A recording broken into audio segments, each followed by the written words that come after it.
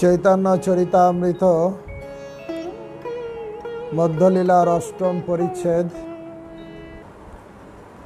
রায় রামানন্দ সংবাদের আমরা লাস্টের দিকে এসে গেছি। এখন আমরা 236 নম্বর শ্লোক থেকে অধ্যয়ন করে পরপর শ্রবণ করব।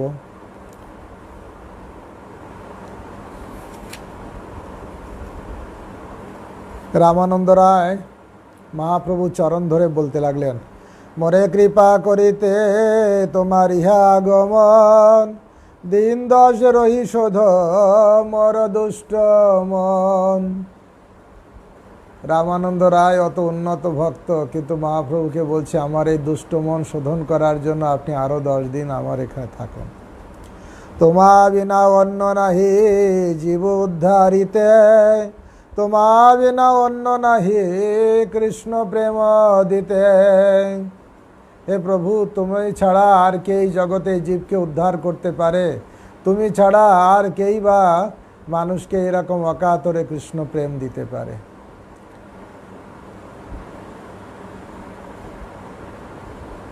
এমন গৌরাঙ্গ বিনে নাহি আর, হেন অবতার হবে কি হয়েছে, হেন প্রেম পরচার।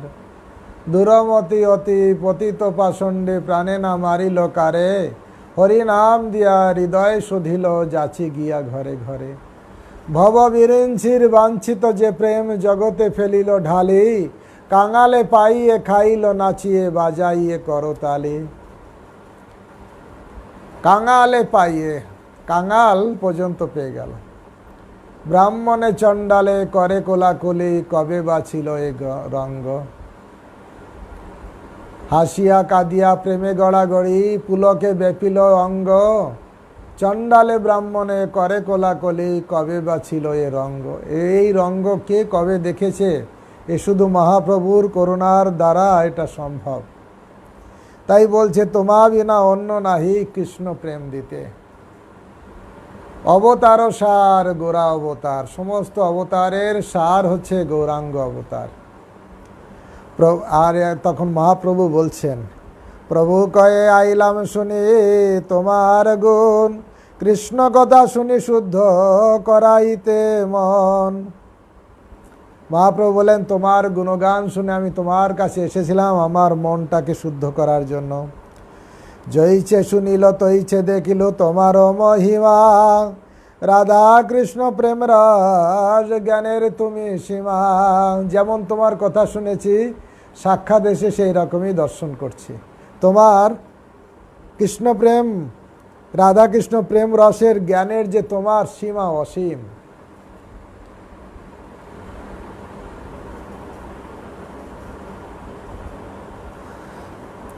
দশ দিনের কা কথা যাবৎ আমি জীব, তাবৎ তোমার সঙ্গ ছাড়িতে নারিব।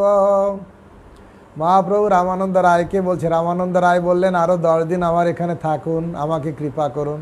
মহাপ্রভু বললেন, 10 দিন কেন, যতদিন আমি জীবিত থাকি তোমার সঙ্গ আমি ছাড়তে পারবো না। নীলাচলে তুমি আমি থাকিব আগে সঙ্গে, সুখে গুয়াইব কাল কৃষ্ণ কথা রঙ্গে। শ্রী চৈতন্য মহাপ্রভু বলে, 10 দিনের কি কথা, যতদিন আমি বেঁচে থাকবো ততদিন আমি তোমার সঙ্গ ছাড়তে পারবো না। নীলাচলে তুমি আর আমি একসঙ্গে থাকব এবং কৃষ্ণ কথা আলোচনা করে সুখে কাল যাপন করব। বিচার্য বিষয় হচ্ছে এই, কেউ যদি আনন্দে জীবন যাপন করতে চায় তাহলে তাকে কৃষ্ণ কথাতেই থাকতে হবে। কৃষ্ণ বার্তা বিনায়ান অসদ বার্তা বলি যান, সেই বেশায় অতি ভয়ঙ্করী। শ্রীকৃষ্ণ বিষয়ামতি জীবের দুর্লভয়তি, সেই বেশামতি লয় হরি। কৃষ্ণ কথা ছাড়া আর যা প্রজল্প গ্রাম্য কথা সব তুলনা করা হয়েছে বেশ্যার সঙ্গে। বেশ্যার কাজ হচ্ছে মানুষকে খারাপ পথে নিয়ে যাওয়া, তে অসৎ কথার কাজ হচ্ছে। আর কৃষ্ণ কথাতে আনন্দ কেন? মহাপ্রভু এখানে বলছেন, সুখে গুয়াইব কাল, আমার দিন খুব আনন্দে অতিবাহিত হবে যদি তোমার সঙ্গে আমি কৃষ্ণ কথায় থাকব। গীতাতে ভগবান নিজেই বলেছেন, মচ্চিত্তমদগত প্রাণা বোধয়ন্তি পরস্পরম কথয়ন্তশ্চ মাম নিত্যম তুষ্যন্তি চ রমন্তি চ। রমণ করেন, রমন্তি, কৃষ্ণ কথাতেই রমণ করেন। যখন মচ্চিত্তমদগত প্রাণা, আমার চিন্তাশীল যেসব ভক্ত, আমার চরণে নিবেদিত আত্মা যেসব ভক্ত, তারা যখন পরস্পর একসঙ্গে মিলিত হয় তখন জড় কথা হয় না।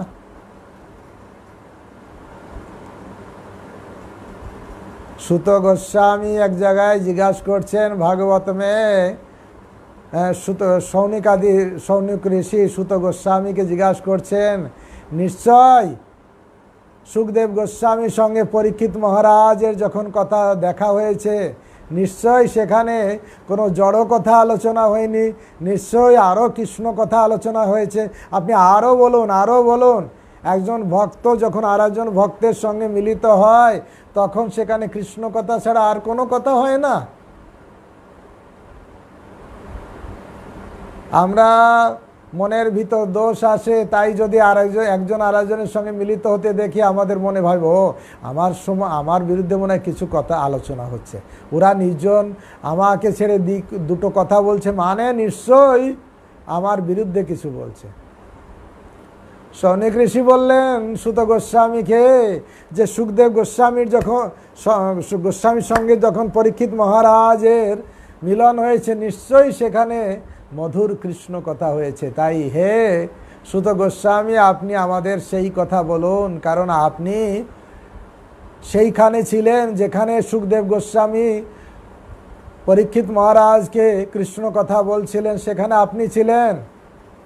আর আপনাকে আপনার গুরুদেব সুখদেব গোস্বামী কাছে ডেকেছিলেন আর বলেছিলেন পরবর্তীকালে ইনি কৃষ্ণ কথা বলবেন।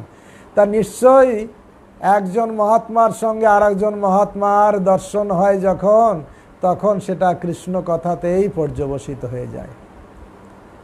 মচ্চিত্তমদগত প্রাণা বোধয়ন্তি পরস্পরম কথয়ন্তশ্চ মাম নিত্যম তুষ্যন্তি চ রমন্তি চ। রমণ করেন, কৃষ্ণ কথাতেই রমণ, আনন্দ আস্বাদন হয়। জড়বদ্ধ জীব তারা ভোগে আনন্দ পায়, জাগতিক ইন্দ্রিয় সুখে আনন্দ পায়।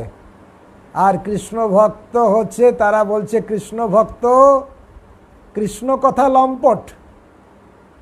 যারা কামুক ব্যক্তি তারা লম্পট, পরস্পর ইন্দ্র ভোগের জন্য লাম্পট্য জীবনযাপন করে আর পরস্পর ভোগ প্রবৃত্তি চরিতার্থ করে। কিন্তু কৃষ্ণ ভক্তরা তারা কৃষ্ণ কথা লম্পট, তারা কৃষ্ণ কথা ছাড়া এক মুহূর্ত থাকতে পারে না। কামুক ব্যক্তি যেমন মহিলার সঙ্গ ছাড়া এক মুহূর্ত থাকতে পারে না, খেতে শুতে বসতে তাদের ভোগ্য বস্তু লাগবে, কামুক ব্যক্তি। ঠিক সেরকম যারা কৃষ্ণ ভক্ত তারা হচ্ছে কৃষ্ণ কথা লম্পট, তারা কৃষ্ণ কথা ছাড়া এক মুহূর্ত থাকতে পারে না। মহাপ্রভু নিজে বলছেন, নীলাচলে তুমি আমি থাকিব একে সঙ্গে, সুখে গুয়াইব কাল কৃষ্ণ কথা রঙ্গে। সুখে অতিবাহিত করব, সময় অতিবাহিত করব কৃষ্ণ কথা। বৈষ্ণব সঙ্গেতে মন আনন্দিত অনুক্ষণ। বৈষ্ণব সঙ্গে কেন আনন্দ হয়?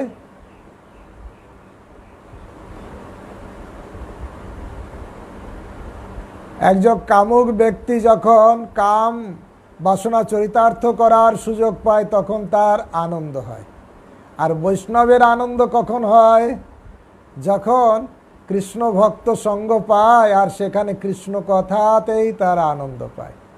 বৈষ্ণব সঙ্গেতে মন আনন্দিত অনুক্ষণ, সদা হয় কৃষ্ণ পর সঙ্গ। নরোত্তম দাস কান্দে, হিয়া ধৈর্য নাহি বান্ধে, মোর দশা কেন হইল ভঙ্গ, আমার এই দশা কি করে ভঙ্গ হলো?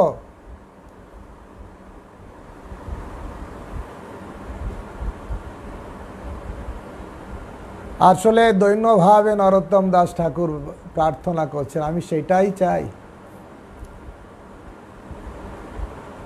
নরোত্তম দাস ঠাকুর আরো বলছেন, হেঁটে হেঁটে দূর দেশে যেয়ে তীর্থযাত্রা করে কি লাভ? যথায় বৈষ্ণবগণ সেই স্থান বৃন্দাবন, সেই স্থান আনন্দ আসেন। তীর্থযাত্রা পরিশ্রম, কেবলই মনের ভ্রম, সর্বসিদ্ধি গোবিন্দ চরণ। গোবিন্দের কথা যেখানে আলোচনা হয়, সাধু সঙ্গই হচ্ছে সমস্ত তীর্থ। তীর্থ করবানি তীর্থানি, বৈষ্ণব হচ্ছে সাক্ষাৎ তীর্থস্বরূপ। তীর্থের অবগাহনের মাধ্যমে মানুষ যেমন পবিত্র হয়, সাধু হচ্ছে সাক্ষাৎ তীর্থস্বরূপ। সত্যত্যান গদাভৃত, কারণ গদাধর ভগবানকে যিনি হৃদয়ে ধারণ করেছেন, সেই শুদ্ধ ভক্ত, তিনি হচ্ছে সাক্ষাৎ তীর্থস্বরূপ। ছুটে ছুটে পয়সা খরচা করে তীর্থে যাওয়ার কোনো দরকার নেই। দরকারটা হচ্ছে সাধুর কাছে যাওয়া। বৈষ্ণব সঙ্গেতে মন আনন্দিত অনুক্ষণ, সদা হয় কৃষ্ণ পর সঙ্গ। দাস নরোত্তম কান্দে, হিয়া ধৈর্য নাহি বান্ধে, মর দশা কেন হইল ভঙ্গ। তাই বুঝতে হবে যে আমরা যখন সাধু সঙ্গ লাভের সুযোগ পাই, সেটাই হচ্ছে আমাদের জীবনের সর্বশ্রেষ্ঠ প্রাপ্তি। অনেক অর্থ পেলাম, অনেক ভোগ সামগ্রী পেলাম, সেটা জীবনের আসল প্রাপ্তি নয়। আসল প্রাপ্তি যদি ব্রহ্মাণ্ড ভ্রমিতে কোন ভাগ্যবান জীব, গুরু কৃষ্ণ প্রসাদে পায় ভক্তিলতা বীজ। ভাগ্যবান সেই ব্রহ্মাণ্ড ভ্রমণ করতে করতে যখন সাধুগুরু বৈষ্ণবের সঙ্গ লাভ করে, তার কাছ থেকে কৃষ্ণ ভক্তির বীজটা লাভ করে, সেটাই হচ্ছে আসল সৌভাগ্য। কুজ্ঝটিকা দিন নহে তো কুদিন, হরি কথা বিহীন সেদিন দুর্দিন। যেদিন ঝড় ঝঞ্ঝা ভূমিকম্প হয়েছে, এই ঝড় আসার কথা আজকে বিকালে কখন, তা আচার্যরা সিদ্ধান্ত করছেন ঝড় ঝঞ্ঝা ভূমিকম্প মহামারী খারাপ নয়, আসল খারাপ হচ্ছে সাধু সঙ্গ থেকে বঞ্চিত হওয়া। সেটাই হচ্ছে আসল খারাপ, সেটাই হচ্ছে দুর্দিন, যেখানে সাধু সঙ্গ থেকে বঞ্চিত। তাই ভক্তরা যেখানে আছে সেখান থেকেই ঐকান্তিকতা সহকারে সাধুসঙ্গ লাভের চেষ্টা করছেন। আর ভক্ত সঙ্গে লাভের জন্য ভক্তের বিরহ অনুভব করছেন। বিভিন্ন জায়গায় ভক্তরা শ্রীধাম মায়াপুরে আসতে পারছেন না, গুরু বৈষ্ণবের সঙ্গ লাভ, সাক্ষাৎ সঙ্গ লাভ করতে পারছেন না, তার বিরহ অনুভব করছেন। কিন্তু হরিকথা শ্রবণের মাধ্যমে সাধু সঙ্গ লাভের সুযোগ লাভ করছেন। এত বলি দুহে নিজ নিজ কার্যে গেলা, সন্ধ্যাকালে রায় পুনঃ আসিয়া মিলিলাম। এই বলে তারা নিজের নিজের কাজে চলে গেলেন। তারপর সন্ধ্যাবেলায় রামানন্দ রায় আবার এসে চৈতন্য মহাপ্রভুর সঙ্গে মিলিত হলেন। সারা রাত ধরে কথা হচ্ছে, সকালবেলায় চলে যাচ্ছে কাজে, আবার সন্ধ্যাবেলায় আবার মিলিত হচ্ছেন। অন্যান্যে মিলি দুহে নিভৃতে বসিয়া, প্রশ্নোত্তর গোষ্ঠী কহে আনন্দিত হইয়া। প্রভু পুছে রামানন্দ করেন উত্তর, এই মতো সেই রাত্রে কথা পরস্পর। এইরূপে তারা নিভৃতে মিলিত হয়ে প্রশ্নোত্তরের মাধ্যমে মহানন্দে পরস্পরের সঙ্গ করেছিলেন। চৈতন্য মহাপ্রভু প্রশ্ন করতেন আর রামানন্দ রায় উত্তর দিতেন। এতক্ষণও প্রশ্ন উত্তর হয়েছে আর এখনও প্রশ্ন উত্তর হবে। আগে বিভিন্ন রসতত্ত্ব আলোচনা হয়েছে, এর থেকে আরও উন্নত কথা, এর থেকে আরও উন্নত কথা। তো এখানে ভক্তবৃন্দ অনেক রকম প্রশ্ন করেন। দেখুন মহাপ্রভু কি কি প্রশ্ন করছেন। মহাপ্রভু এখানে প্রশ্ন করছেন কি আমাদের সর্বশ্রেষ্ঠ বিদ্যা কোনটা। কালকে ভক্তি পুরুষোত্তম মহারাজ বলছিলেন ভারতবর্ষের কি দুর্ভাগ্য, একটা কি বলে সেন্সাস দেখাচ্ছিলেন, সেন্সাস কি একটা লিস্ট দেখাচ্ছিলেন 1947 সালে কত হাজার হাজার গুরুকুল ছিল আর মাদ্রাসা ছিল মাত্র 200-300। আর সেখানে এখন পুরো সিনটা উল্টো হয়ে গেছে। হাজার হাজার এখন মাদ্রাসা, মাত্র 34টা-35টা মাত্র গুরুকুল আছে সারা ভারতবর্ষে। কিন্তু আমাদের বিদ্যা কোনটা দরকার? হ্যাঁ, সনাতন ধর্মাবলম্বী যারা, তাদের জন্য কোন বিদ্যা? বিদ্যা মধ্যে সার। স্কুল কলেজ ইউনিভার্সিটি তো সব আছে। যারা সনাতন ধর্মাবলম্বী তারা স্কুল কলেজ ইউনিভার্সিটিতে পড়ে বড় বড় জ্ঞানী হচ্ছেন। কিন্তু সর্বশ্রেষ্ঠ বিদ্যা কোনটা? কোনটা হচ্ছে সমস্ত বিদ্যার ভিতরে শ্রেষ্ঠ বিদ্যা? আর রামানন্দ রায় তার উত্তর দিচ্ছেন। প্রভু কয়ে কোন বিদ্যা? বিদ্যা মধ্যে সার।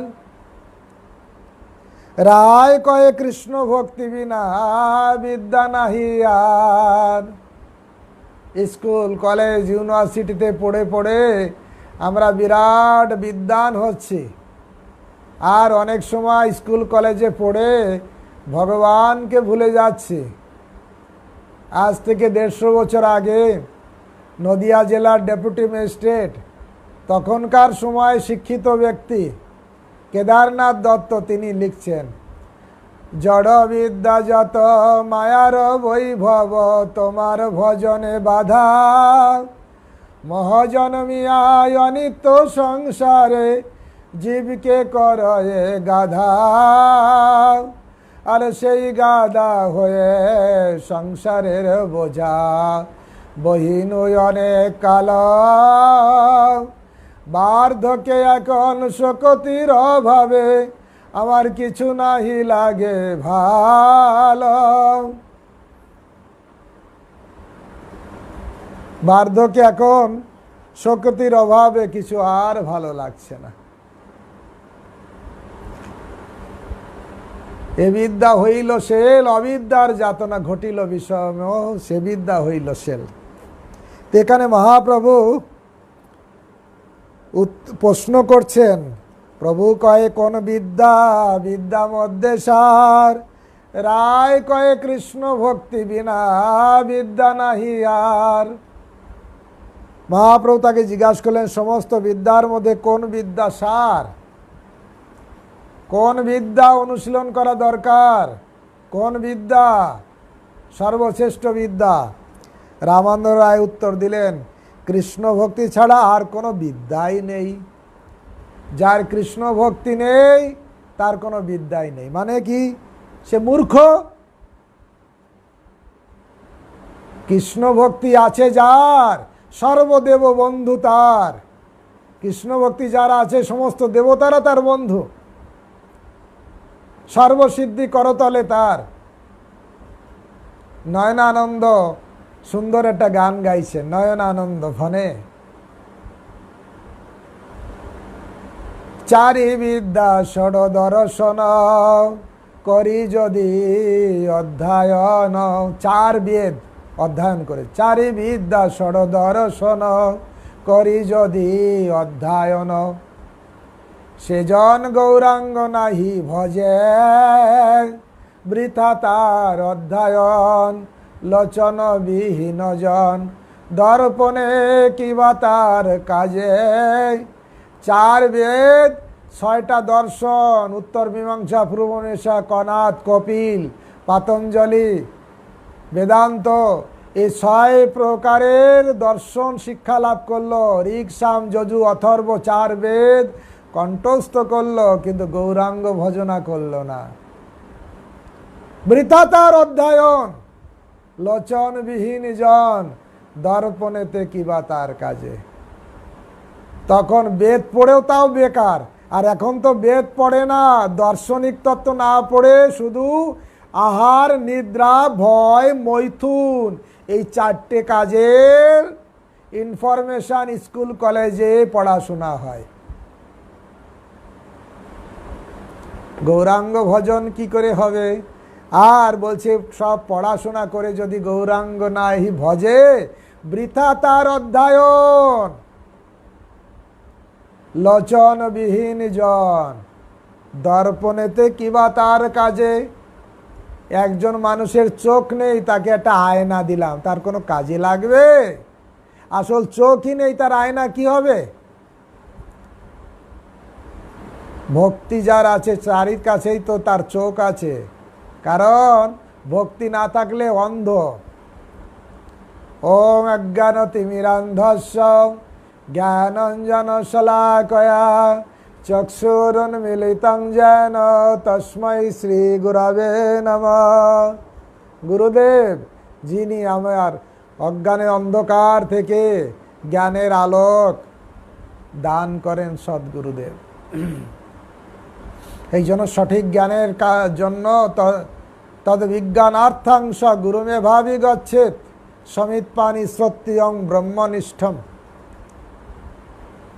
যিনি শ্রুতিশাস্ত্রে পারদর্শী, ব্রহ্মবস্তু সম্পর্কে অভিজ্ঞ, তার কাছে যেতে হবে।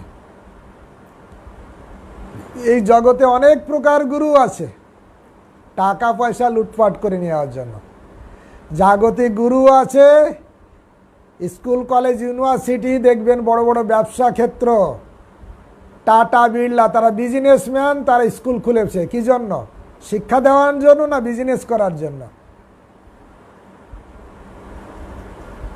বিজনেসটা। সেই জন্য গুরু বউ বহু বউ সন্তি। শিব পার্বতীকে বলছে, হে পার্বতী, এই জগতে অনেক গুরু আছে, গুরু বউ বহু বউ সন্তি, শিষ্য বিত্তাপহারকা। শিষ্যদের টাকা পয়সা ধন দৌলত হরণ করে নিয়ে যাওয়ার জন্য অনেক রকম গুরু আছে। স্কুল কলেজ ইউনিভার্সিটিতে গুরু আছে, প্লাস এই জাগতিক জগতেও আউল বাউল কর্তা ভেজা নেড়া দরবে সতী বাড়ি চূড়াধারী গৌরাঙ্গ নাগরী, কত রকমের গুরু আছে। এরা কাজ কি? গুরু বহু সন্তি, অনেক গুরু আছে। শিষ্য বিত্তাপহারকা, শিষ্যদের টাকা পয়সা হরণ করার জন্য। দুর্লভ সদ্গুরুম দেবী শিষ্যপ সন্তাপহারকা। হে দেবী, দুর্লভ হচ্ছে সেই গুরুদেব, যে গুরুদেব শিষ্যের সন্তাপ হরণ করেন, দুঃখ কষ্ট জ্বালা যন্ত্রণাকে হরণ করেন। বিত্তাপহারকা, সন্তাপহারকা। বিত্তাপহরণ করে অনেক গুরুদেব শিষ্যের, আর সদ্গুরুদেব কি করেন? শিষ্যের কাছে যে তার সন্তাপ, দুঃখ কষ্ট, অনাদিকালের কৃষ্ণ বহির্মুখতার ফলে যে দুঃখ কষ্ট জ্বালা যন্ত্রণায় দগ্ধীভূত হচ্ছে, সেই সন্তাপ সে হরণ করে নেয়। মহান্তের স্বভাবে তারিতে পামর, নিজ কার্য নাই তবু জান পরের ঘর। মহান্তের স্বভাবেই তারিতে পামর। মহান্ত ব্যক্তি যারা সদ্গুরুদেব, তাদের কাজ হচ্ছে নিজেদের কাজ নেই, কিন্তু জগতের কল্যাণের জন্য সবার দ্বারে দ্বারে দরজায় কড়া নারে, বল কৃষ্ণ, ভজ কৃষ্ণ, কর কৃষ্ণ শিক্ষা। জগাই মাধাইয়ের মতন দুর্বৃত্তর কাছে যেও নিত্যানন্দ প্রভু খটখটালেন, হে জগাই, হে মাধাই, একটু তোমরা হরিনাম করো। কলসির কানা মেরেছে, তবুও বলছে মারিলি মারিলি ওরে, তাতে ক্ষতি নাই, সুমধুর হরিনাম মুখে বলো ভাই। মারিলি কলসি কানা, তাই বলে কি প্রেম দেব না। দেখুন সন্তাপ হারকা ছিল প্রভুপাদ, মাত্র কয়েকটা টাকা, শুকনো চিড়া, এই নিয়ে 7 সমুদ্র 13 নদী পাড়ি দিলেন। রজস্তম গুণে এরা সবাই আবৃত, বাসুদেব কথা রুচি নহে সে প্রসন্ন। এরা বাসুদেবের কথা শুনতে চায় না, এরা রজতম গুণে আসন্ন আছে। হে প্রভু, আপনি আমাকে এই জগতে নিয়ে এসেছেন এদের প্রচার করার জন্য। নাচাও নাচাও নাচাও প্রভু, নাচাও সে মতো। প্রভুপাদ কত জীবের দরদি দুঃখী ছিল প্রভুপাদ, বিরহ বাসরে তব হেরি অবসাদ। বৈষ্ণব জীবের দরদি, জীবের কল্যাণের জন্য, তাদের কাছে শুদ্ধ জ্ঞান প্রদান করার জন্য অহতুকি কৃপা করেন। হাজার ব্যস্ততার ভিতরেও ভক্ত চায় মানুষের কাছে কিছু কৃষ্ণ কথা প্রদান করার জন্য। এ তার বৈষ্ণবদের হৃদয়ের দয়াভাব, এ অপরের প্রতি করুণা, তিতিক শুভ কারুণিকা, কারুণিকা কারুণিক। বৈষ্ণব হচ্ছে করুণা পরায়ণ।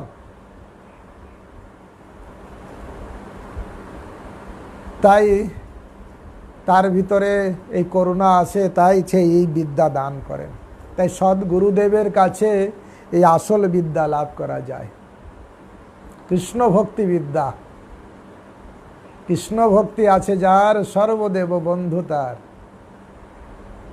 তাই কৃষ্ণ ভক্তির জন্য চেষ্টা করা দরকার, সেই জ্ঞান লাভ করার চেষ্টা করা দরকার। মহাপ্রভু এই জগতে লীলা করলেন, প্রথমে তো চপলতার লীলা করলেন, তারপরে বিদ্যার বিলাস করলেন। আর মহাপ্রভুকে একদিন শ্রীবাস ঠাকুর বলছেন, পরে কেন লোক কৃষ্ণ জানিবারে, কৃষ্ণ যদি নহিল তবে বিদ্যায় কি করে। পরে কেন লোক কৃষ্ণকে জানার জন্য, আর কৃষ্ণ যদি কে না জানা হলো তাহলে বিদ্যার কি লাভ হবে। তাই বলছেন, চারি বেদ সর দর্শন করি যদি অধ্যয়ন, সেজন গৌরাঙ্গ নাহি ভজে, বৃথা তার অধ্যয়ন, লোচনবিহীন জন দর্পণেতে কিবা তার কাজে। পরের পংক্তিতে নয়নানন্দ বলছেন, সুন্দর বলছেন, বেদ বিদ্যা দুই কিছুই না জানত, যেজন গৌরাঙ্গ জানে সার। বেদ বিদ্যা কিছুই না জানত, বেদ, এই বেদ, তারপরে এই দর্শন টর্শন কিছুই জানে না, এত বড় মাথায় এত জ্ঞান নেই।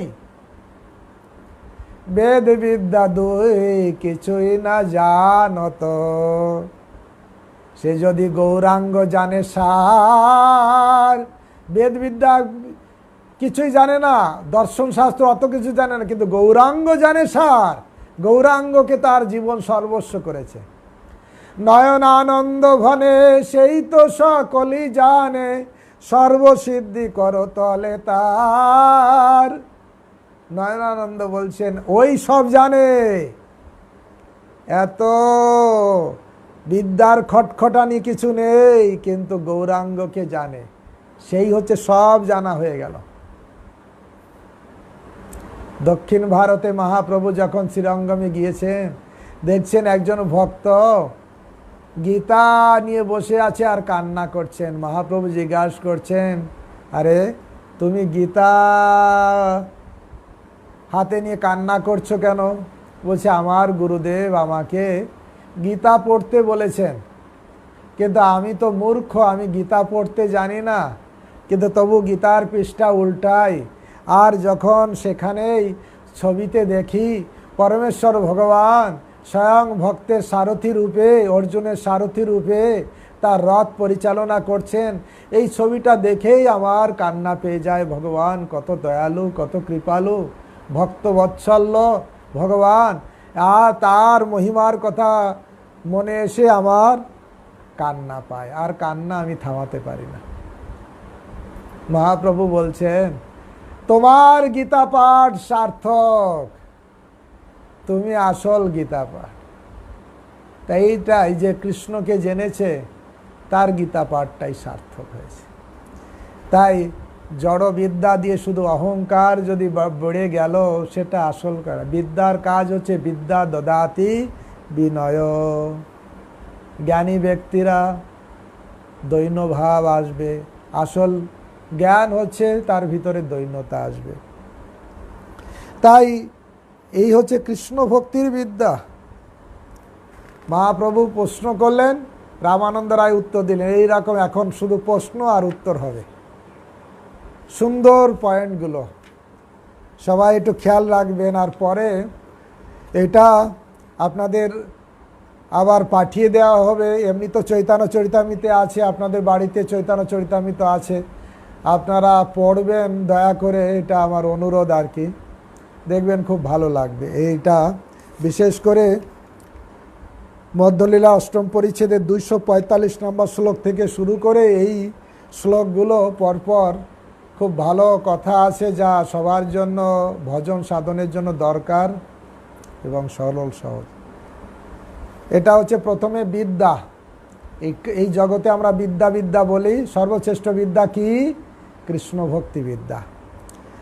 অনেকে সুনাম কুড়াতে চায়, কীর্তি। আমার কীর্তি হবে কি রূপে?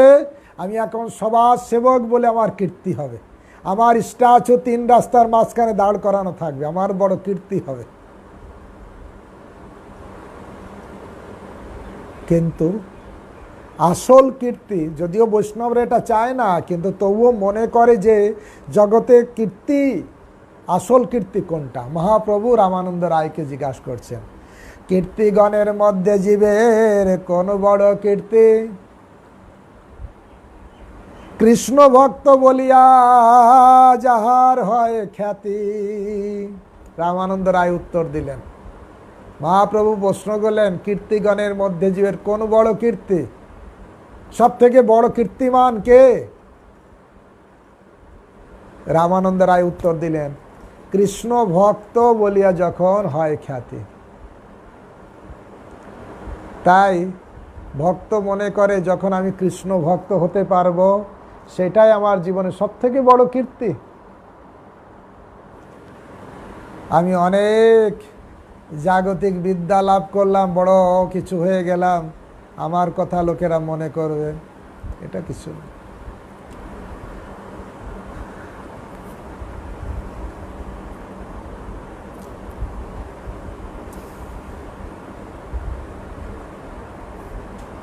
কীর্তিগণের মধ্যে জীবের কোন বড় কীর্তি?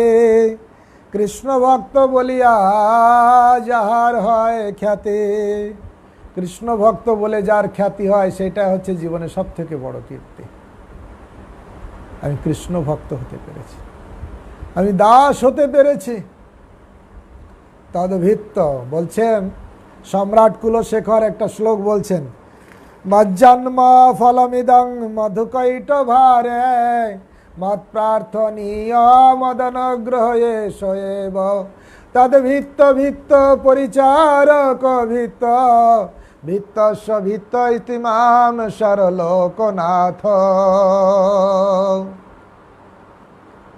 সম্রাট কুলশেখর দক্ষিণ ভারতে বিরাট বড় সম্রাট, পরম কৃষ্ণ ভক্ত বৈষ্ণব।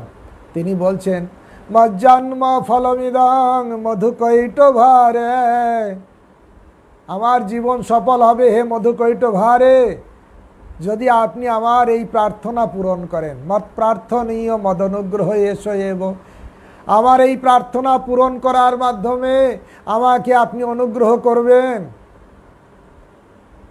তাহলে আমার জীবন সার্থক হবে। কি প্রার্থনা? হে ভক্ত, ভগবান বলছে, হে ভক্ত তোমার কি প্রার্থনা যা আমি পূরণ করব? সম্রাট কুলশেখর উত্তর দিচ্ছেন, তদ্ভিত্ত, আপনার দাস, না না না, তদ্ভিত্ত ভিত্ত ভিত্তস্য ইতিমাম সরলোকনাথ, আপনার দাসের অনুদাসের দাস, তদ্ভিত্ত ভিত্ত পরিচারক ভিত্ত ভিত্তস্য ইতিমাম সরলোকনাথ, তোমার দাসের দাসের অনুদাসের দাস, হিসাবে আপনি আমাকে অ্যাকসেপ্ট যদি করেন, গ্রহণ করেন, মজ্জন্ম ফলমিদম, আমার জীবন সফল। জনম সফলতার কৃষ্ণ দর্শন যার, যার জীবন সফল, কৃষ্ণ ভক্ত হিসাবে কৃষ্ণ দর্শন লাভ করা যাবে। তাই কীর্তিগণের মধ্যে জীবের কোন বড় কীর্তি, কৃষ্ণ ভক্ত বলিয়া যাহার হয় খ্যাতি। খ্যাতি কৃষ্ণ ভক্ত বলে যে না, উনি একজন কৃষ্ণ ভক্ত।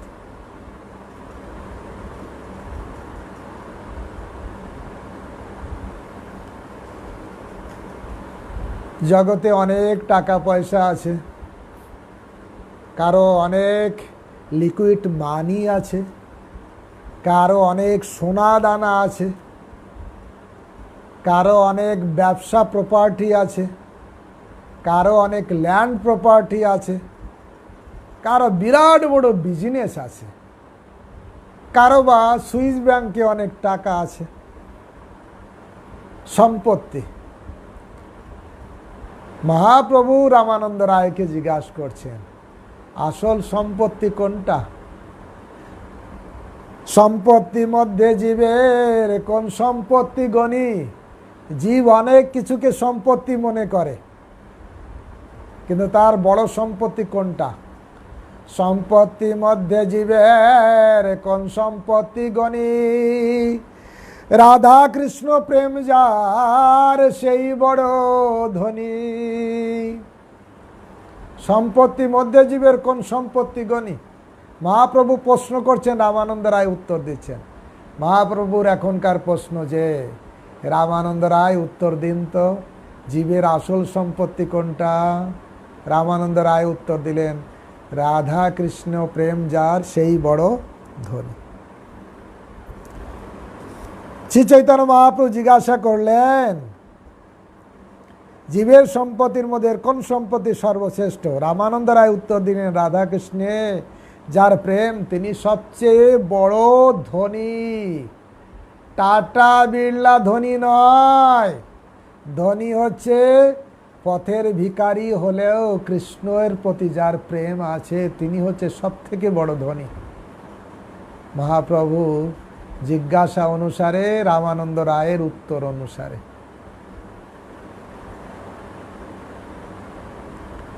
যে ধনে হইয়া ধনী মনিরে না মানমণি, তাহার খানিক মাগি আমি নত শিরে, এত বলি নদী তীরে ফেলিল মানিক। মনে আছে সেই শিবের ভক্ত বড় ধনী হতে চায়, তাই সনাতন গোস্বামীর কাছে এসেছিলেন। সনাতন গোস্বামী তাকে পরশ পাথর দিলেন। পরশ পাথর নিয়ে ভাবেছেন আমি ধনী হব, সব থেকে বড় ধনী হয়ে যাব। যার পরশ পাথর আছে সে তো ভারতের সব থেকে, ভারত না সারা পৃথিবীর সব থেকে বড় ধনী হতে পারে। কিন্তু সে ভাবলো এই পরশ পাথর সে সনাতন গোস্বামী সাধু বাবাজি নোংরার ভিতরে রাখলো, তাহলে নিজের কাছে এর থেকেও মূল্যবান জিনিস রেখেছে। আবার ফিরে গেল সনাতন গোস্বামীর কাছে, হে মহারাজ, হে প্রভু,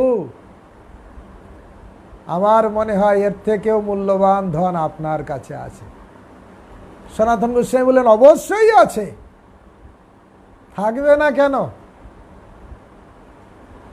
মাগি আমি নত শিরে, সেটাই আমি নত শিরে আপনার কাছে প্রার্থনা করি। দয়া করে সেই ধন আপনি আমাকে দিন। তখন বলে, এ ধন ত্যাগ করে দাও, পরশ পাথর যমুনায় ছুঁড়ে ফেলে দিয়ে আসো, স্নান করে পবিত্র হয়ে চলে আসো। নোংরা ঘাটলে অপবিত্র হওয়া হয়। বিষয় বিষানলে দিবানিশি হিয়া জলে, জোড়াইতে না কই নয় উপায়। হাতে যদি বিষ মাখা থাকে, সেই হাতে যা খাবেন তো বিষ হয়ে যাবে। এই জন্য ওই হাতটা ধুয়ে ফেলতে হবে। বিষয় বিষানলে দিবানিশি হিয়া জলে, জোড়াইতে না কইনু উপায়। লোচন দাস ঠাকুর গাইছেন, সংসারের সুখের মুখে তুলে দিয়ে ছাই, আমি নগরে মাগিয়া খাব গাহিয়া নিতাই।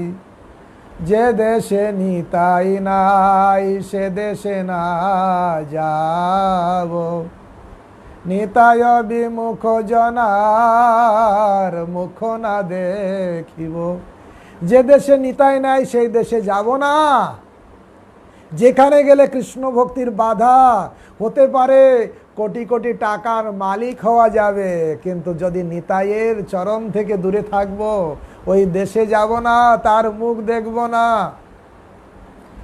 যার মুখ দেখি ভুলে যাবে হরি, তার কাছে তুমি যেও না। যার মুখে ভাই হরি কথা নাই, তার কাছে তুমি যেও না। যার মুখ দেখি ভুলে যাবে হরি, তার মুখ পানে চেয়েও না। তার মুখ পানে চেয়েও না। তা সেটাই হচ্ছে আসল। যে দেশে নিতাই নাই সে দেশে না যাব, নিতাই বিমুখ জনার মুখ না দেখিব।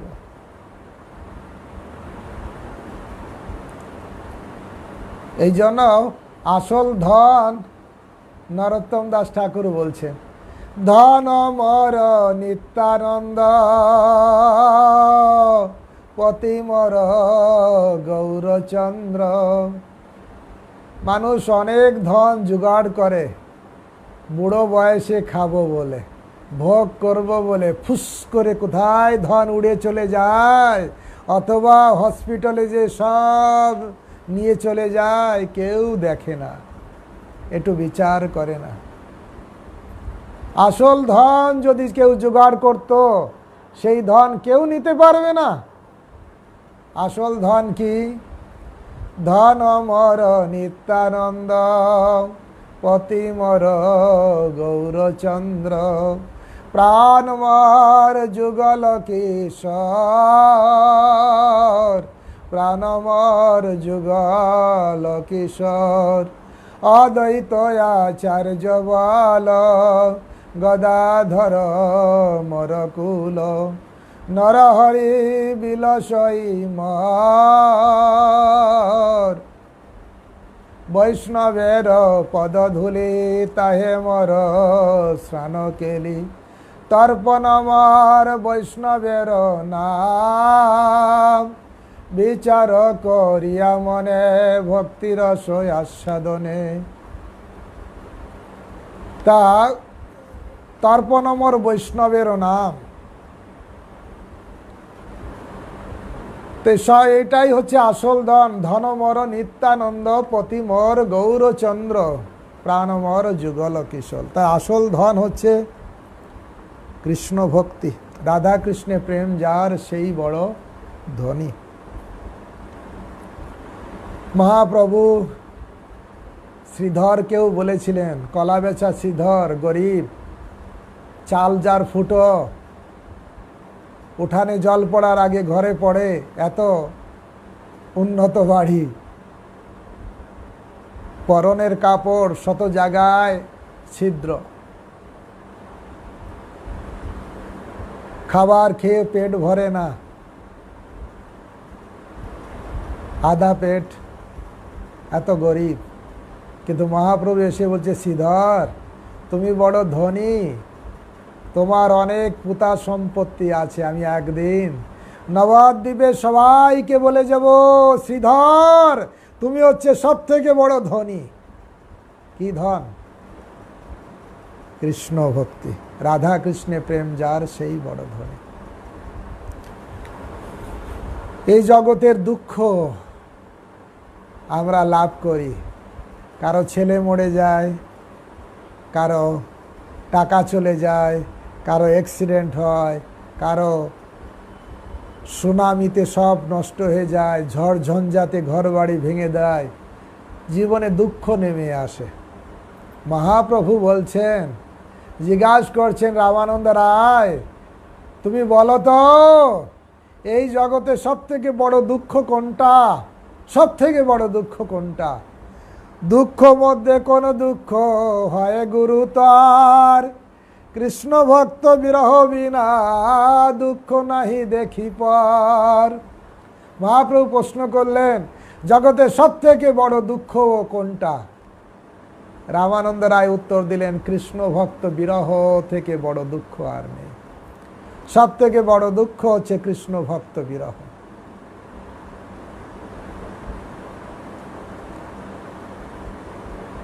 মহাপ্রভু যখন দক্ষিণ ভারতে রওনা দিয়েছিলেন, স্বামী ভট্টাচার্যের কাছে এসে বিদায় চাইতে আসলেন।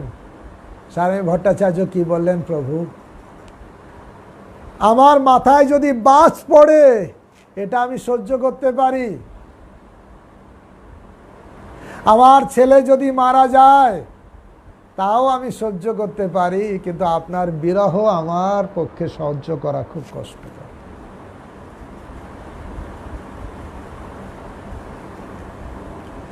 আসল বিরহ কৃষ্ণ ভক্ত বিরহ।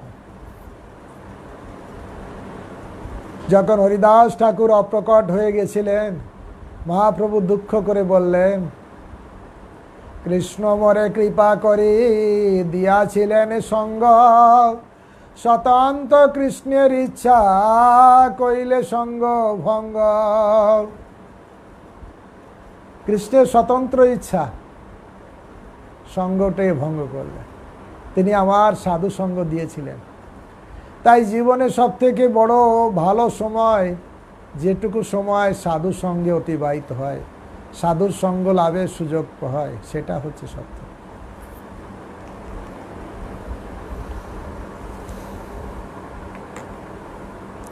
কৃষ্ণ ভক্ত বিরহ বিনা দুঃখ নাহি দেখিব। এই জগতে অনেকেই মুক্ত, কেউ সংসার থেকে মুক্ত, টাকা পয়সা থেকে মুক্ত, কেউ ব্রহ্মে লীন হয়ে বলছে মুক্তি। কিন্তু আসল মুক্ত, ভিতরে সর্বশ্রেষ্ঠ মুক্ত কারা? মহাপ্রভু জিজ্ঞাসা করছেন, মুক্ত মধ্যে কোন জি মুক্ত করি মানি, কৃষ্ণ প্রেম যার সেই মুক্ত শিরোমণি। আসল মুক্ত শিরোমণি, এই জগতে সব থেকে বড় শ্রেষ্ঠ মুক্ত কারা? কৃষ্ণ ভক্তি, কৃষ্ণ ভক্ত, কৃষ্ণ প্রেম যার আছে সেই হচ্ছে মুক্ত শিরোমণি। যখন হৃদয়ে কৃষ্ণ ভক্তি আসবে তখন সব থেকে মুক্ত হতে পারবে। আর্টিফিশিয়ালি সব কিছু থেকে মুক্ত হলাম, কিন্তু হৃদয়ে কৃষ্ণ ভক্তি হলো না, ও হঠাৎ সব কিছু ঢুকে যাবে, আবার নোংরা ঢুকবেই ঢুকবে। কিন্তু কৃষ্ণ ভক্তি যখন হৃদয়ে থাকবে, উদাহরণ দেওয়া হয়েছে, হৃদয়ে কারো যদি কৃষ্ণ ভক্তি এসে যায়, এটা রাজ্যে যখন একজন খুব শক্তিশালী রাজা এসে বসে, তখন চোর ডাকাত বদমাইশ তার আর ধারে কাছে থাকতে পারে, ছুটে পালিয়ে যায়, তার পালানোর রাস্তা পায় না। তার হৃদয়ে যখন কৃষ্ণ ভক্তি হৃদয় সিংহাসনে বসে যান, রাজত্ব করতে শুরু করেন, তখন কামের রাজত্ব, ক্রোধের রাজত্ব, লোভ মোহমদ মাৎসর্যের রাজত্ব একদম শেষ হয়ে যায়, ওই রাজত্ব ভেঙে যায়। কৃষ্ণ ভক্তি রাজত্ব চলছে, সেখানে সব থেকে মুক্ত, এটাই হচ্ছে আসল মুক্তি, হৃদয়ে কৃষ্ণ ভক্তি লাভ করা। কৃষ্ণ ভক্তি তো হঠাৎ হবে না, নিত্যসিদ্ধস্য ভাবস্য প্রাকাট্যে হৃদি সাধ্যতা, সাধন ভক্তি করে কৃষ্ণ ভক্তি লাভ হয়। গান মধ্যে কোন গান? আমরা অনেক রকম গান গাই, এই গান সেই গান, পল্লীগীতি, ভাটিয়ালি, আধুনিক, এমুক তমুক, কিন্তু কোন গান সর্বশ্রেষ্ঠ? গান মধ্যে কোন গান জীবের নিজ ধর্ম, রাধা কৃষ্ণে প্রেম কেলি যেই গীতের মর্ম। শ্রী চৈতন্য মহাপ্রভু তারপর রামানন্দ রায়কে জিজ্ঞাসা করলেন, সমস্ত গানের মধ্যে কোন গান জীবের প্রকৃত ধর্ম? রামানন্দ রায় উত্তর দিলেন, যে গান রাধা কৃষ্ণের প্রেম কেলি বর্ণনা করে সেই গানই সর্বশ্রেষ্ঠ।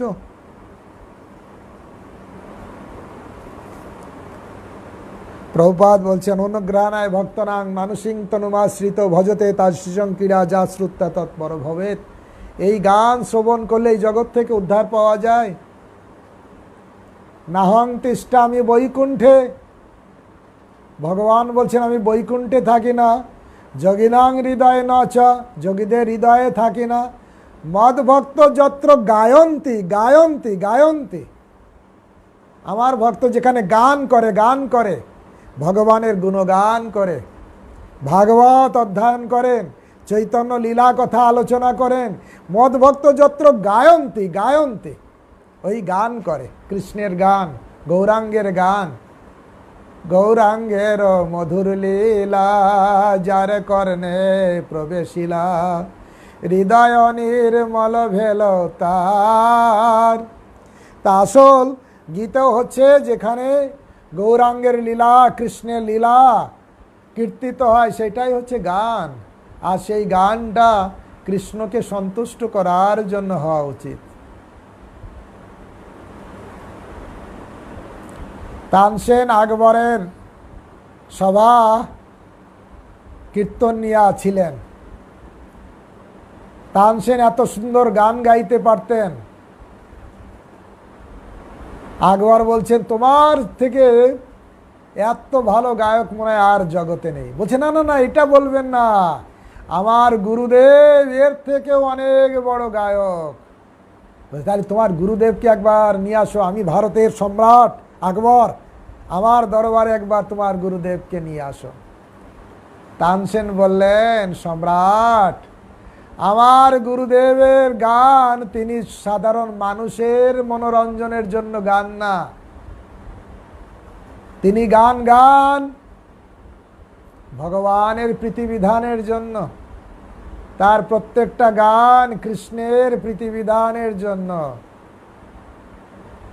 আমার মনে আছে একবার একজন প্রভু বলছিলেন, আমার মনে নেই, যে জড় জগতের মানুষের প্রীতিবিধানে গান করে সে পরবর্তী জন্মে নাই কি জন্ম হয়ে লাভ করে। আমার মনে পড়ছে শূকর হয়ে এরকম জন্ম লাভ করে বলছেন। আমার যতটা মনে পড়ছে উনি তাই বলেছিলেন। তা উনি বলেছেন যে আমার গুরুদেব কোনো জগতের মানুষকে তুষ্ট করার জন্য গান করেন না, তিনি গান করেন ভগবানের প্রীতিবিধানের জন্য।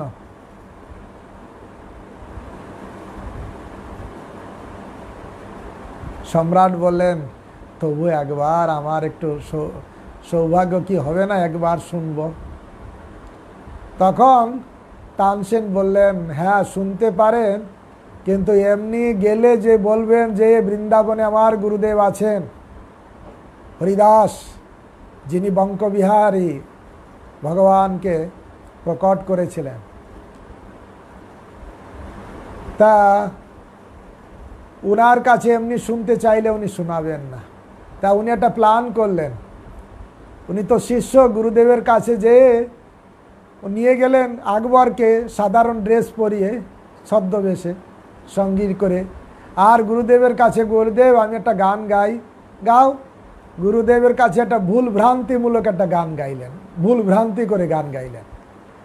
তখন গুরুদেব বলে, তুমি ভুল গাইছো কেন, কোথায় ভুল? বলছে, শোনো আমি গায়ে শোনাচ্ছি। তখন হরিদাস দাস উনি তখন সেই গানটা গাইলেন।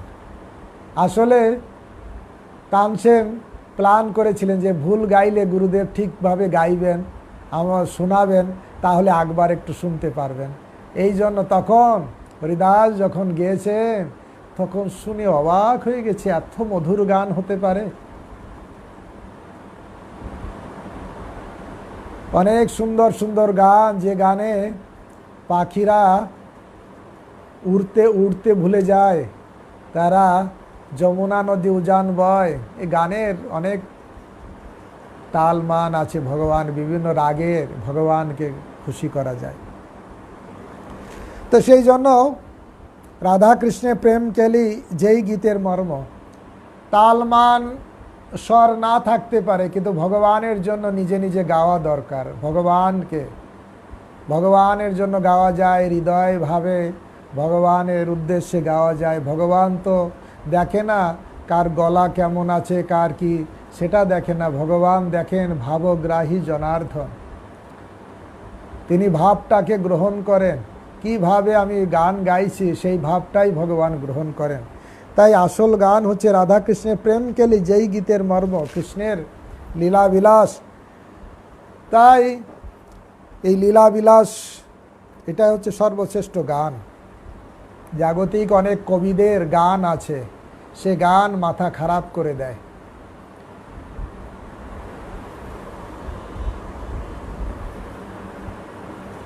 জড় কবির কবিত্ব শুনিতে লাগে দুঃখ, বিদগ্ধ আত্মীয় বাক্য শুনিতে লাগে সুখ। জড় কবির কবিতা শুনলে দুঃখ লাগবে, নায়ক নায়িকা, নভেল, নাটক, সিনেমা, ভেলকিবাজি, 10তলা বিল্ডিং থেকে লাফ দিয়ে নায়ক পড়ে যাচ্ছে, সব বেকার। ভাগবতে তুলনা করা হয়েছে কি? তুলনা করা হয়েছে কাকের তীর্থ, বয়া সখী, বয়া তীর্থ কি, কাকের তীর্থ। সেই জন্য প্রভুপাদ একটা শ্লোক বলেছেন, মায়ার কসকচি যত সংবাদের পত্র, কীর্তনের দ্বারা কর স্তব্ধ।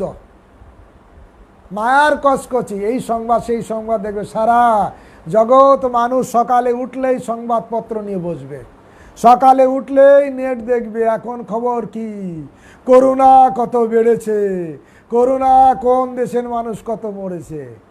কই সকালে উঠে একটা অধ্যায় গীতা পড়তে পারে, সকালে উঠে 2-4টে ভাগবতমের শ্লোক পড়তে পারে, যা হৃদয়ের কলুষতা মুক্ত হয়। না, এই সংবাদ সেই সংবাদ শোনো, করোনার সংবাদ শোনো, যাতে করোনা মাথায় এসে আক্রমণ করে দেয়। আর শরীরে তো অনেকের করোনা আক্রমণ হয়নি, কিন্তু মাথায় আক্রমণ হয়ে গেছে। তো মাথায় যদি নোংরা দিয়ে ভর্তি করে রাখা হয়, সে নোংরা করোনা তো নোংরা জায়গায় থাকে, যেখানে এই জড় জগতের জিনিস দিয়ে যদি মাথা ভর্তি করে রাখা হয়, সেখানে করোনা বসবাস করবে, ছাড়া কে বসবাস করবে? আর মাথা থেকে এই নোংরাকে পরিষ্কার করলে সেখানে করোনা আর ঢুকতে পারবে না। কি দিয়ে পরিষ্কার করতে হবে? অ্যান্টিভাইরাস সফটওয়্যার ঢুকাতে হবে। মাথায় ভাইরাস ঢুকে মাথা খারাপ হয়ে গেছে, antivirus software, Bhagavatam, Gita, antivirus software মাথায় ঢুকাতে হবে, তাহলে মাথাটা ক্লিন হবে, তখন আর নোংরা জিনিস ঢুকবে না। তাই রাধা কৃষ্ণের সেই জন্য কৃষ্ণ কীর্তন গান নর্তন পর, প্রেমাম্বধ নিধি ধীর ধীর জন, প্রিয় প্রিয় কর নির্মৎসর পূজিত। শ্রী চৈতন্য কৃপা ভর ভুবি ভারবহং তারক, বন্দে রূপ সনাতন রঘুযুগ, শ্রীজীব গোপালক। বেশি দিন আগের কথা নয়, মাত্র 500 বছর আগের কথা। নবাব হোসেন শাহের মন্ত্রী 2 জন, প্রধানমন্ত্রী এবং অর্থমন্ত্রী, সব কিছু পরিত্যাগ করে কৃষ্ণ কীর্তন গান নর্তন। শুধু ওনারা 2 জন নয়, শ্রীরূপ শ্রী সনাতন ভট্ট রঘুনাথ, শ্রীজীব গোপাল ভট্ট দাস রঘুনাথ, মহান মহান ব্যক্তি, তারা সারা দিন রাত কৃষ্ণ কীর্তন গান নর্তন পরও, সবসময় কৃষ্ণ কীর্তনের গান নর্তন নিয়েই মত্ত থাকতে। আবার কখনো নানা শাস্ত্র বিচার নৈক নিপুণ, সদ্ধর্ম সংস্থাপক, লোকানাং হিতকারিণৌ, ত্রিভুবনে মান্য শরণাকর। নানা শাস্ত্র সব সময়, কখনো গান কীর্তন করতেন, কখনো নানা শাস্ত্র অধ্যয়ন করতেন, যেখানে কৃষ্ণের লীলা গানে পরিপূর্ণ হয়ে আছে। অথবা কখনো সেই লীলাকে স্মরণ করতেন, হে রাধে ব্রজদেবীকে চললিতে, হে নন্দ শুনকুত, শ্রী গোবর্ধন কল্প পাদপতলে কালিন্দী বন্যে কুত, ঘোষান্তাবিতে সুসর্বত প্রজপুরে খেদৈর মহাবিম্বল, বন্দে রূপ সনাতন রঘু যুগ শ্রীজীব গোপালক। কখনো বলতেন, হে রাধে তুমি কি গোবর্ধনের পাড়ে না ওই কল্পবৃক্ষের তলায় কোথায় আছো? এইভাবে পাগলের মতন ছুটাছুটি করতেন ষড় গোস্বামী। তারা সব সময় কৃষ্ণ কীর্তনে মগ্ন ছিলেন, কৃষ্ণ ভজন সাধনে, কৃষ্ণ অধ্যয়নে, কৃষ্ণ জপ তপ। 24 ঘন্টার ভিতরে 22-22.5 ঘন্টা তিনি এই কাজে, আর 1-1.5 ঘন্টা যা বিশ্রাম করতেন তাও স্বপ্নে রাধা কৃষ্ণকে দেখতেন। অর্থাৎ 24 ঘন্টার ভিতর 24 ঘন্টায় ভগবানের সেবায় যুক্ত ছিলেন। তাই শ্রেয়, আমাদের জীবনে শ্রেয় লাভ করার চেষ্টা করা উচিত। মহাপ্রভু প্রশ্ন করছেন শ্রেয় সম্পর্কে, শ্রেয় মধ্যে কোন শ্রেয়? জীবের হয় সার, কৃষ্ণ ভক্ত সঙ্গ বিনা শ্রেয় নাহি দেখি পর। এক একটা তত্ত্ব এত উন্নত কথা, যা নিয়ে অনেক সময় চলে যেতে পারে এর কি বলে পারিপার্শ্বিক আলোচনার মাধ্যমে। শ্রেয় মধ্যে কোন শ্রেয় হয়? জীবের সার। সব থেকে সার কি? শ্রেয়। কোনটা শ্রেয় জীবনে? একটা শ্রেয়, একটা হচ্ছে প্রেয়। শ্রেয় মধ্যে কোন শ্রেয়? জীবের হয় সার, কৃষ্ণ ভক্ত সঙ্গ বিনা শ্রেয় নাহি আর। আত্মান্তিক চৈতন্য মহাপ্রভু জিজ্ঞাসা করলেন, সমস্ত মঙ্গলজনক এবং শুভ কার্যের মধ্যে কোনটি জীবের জন্য সর্বশ্রেষ্ঠ? শুভ কার্য কোনটা? সর্বশ্রেষ্ঠ কোনটা? রামানন্দ রায় উত্তর দিলেন, জীবের একমাত্র শ্রেয় হচ্ছে কৃষ্ণ ভক্তের সঙ্গ করা, এছাড়া আর কোনো শ্রেয় নেই। জীবনের ভালো জিনিস আর কিছু নেই সাধু সঙ্গের থেকে। সাধু সঙ্গ সর্বশাস্ত্রে কয়, লবমাত্র সাধু সঙ্গে সর্বসিদ্ধি হয়। ক্ষণিকালও সাধু সঙ্গ করলে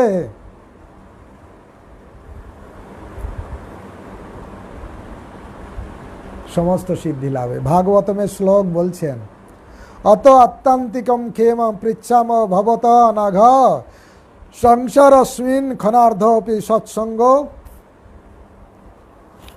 সেবর্ধিনী নাম। আমরা আপনার কাছে সবচাইতে মঙ্গলজনক কার্য সম্বন্ধে জিজ্ঞাসা করছি। আমার মনে হয় এই জড়জগতে ক্ষণার্ধের জন্য কৃষ্ণ ভক্তের সঙ্গ লাভ করা সবচাইতে পরম মঙ্গলময়।